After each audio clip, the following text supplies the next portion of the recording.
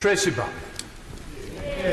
Thank you, Mr. Speaker, and thank you for granting this important urgent question, and to my honourable friend, the member for Swansea East, for asking it.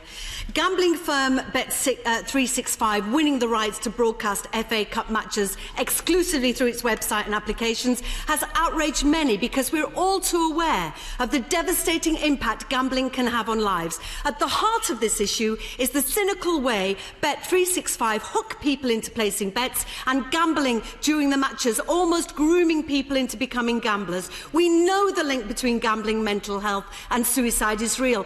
My own constituent Kay Wadsworth's only daughter Kimberly took her own life when she was in the grip of gambling addiction. Her death destroyed her family and brought unimaginable heartache. Think of the hundreds of Kimberleys out there who might enjoy football but then find their life ruined by addiction. Yesterday, the Secretary of State made strong statements. Even Gary Lineker and the Prime Minister are in agreement that the FA should reconsider. So has the Prime Minister spoken to the FA in the last 24 hours? Will they listen to the wishes of the Prime Minister? Bet365 has stated those who wish to watch the matches didn't need to gamble, but did need to deposit money into an account, which means viewers are bombarded with live odds throughout the match. So what protections have been put in place for gambling addicts? Is he aware of the assessment the FA made on the potential impact this deal could have on vulnerable people and the health of viewers? When was his department first made aware of this deal by the FA? What was the department's response at the time? Was it deemed unacceptable or acceptable? Will he commit to write to all our sporting governing bodies and those who sell the rights to sports, so we don't end up in this situation with another sport? And finally, Mr. Speaker, it feels as if most of the House is united on this issue. The Queen's speech committed to a review of the Gambling Act. So will the Minister update us to when that review will begin?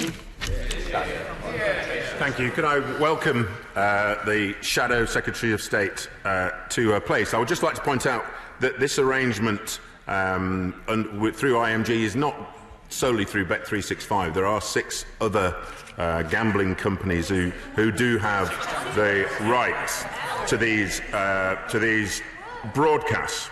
I have spoken, as I've said, to the Football Association. The Prime Minister has made his views very clear. The Honourable Lady will be very pleased to hear that I have a number of commitments from the Football Association in this regard. They will not be renewing this deal when it comes up, and they're also, can I finish? They're also looking at all options to see if this current deal, can be restricted. And I would urge all other sporting bodies to look at their broadcast agreements. My understanding is that these agreements are in place across all sports, not just football here in this country. This is a global arrangement. I think the Olympics and FIFA and the Premier League, Mr. Speaker, don't have these arrangements, but just about every other sporting body has these broadcasting arrangements. And as I've said, I would like to urge all these bodies here today to ensure that they review their broadcast deals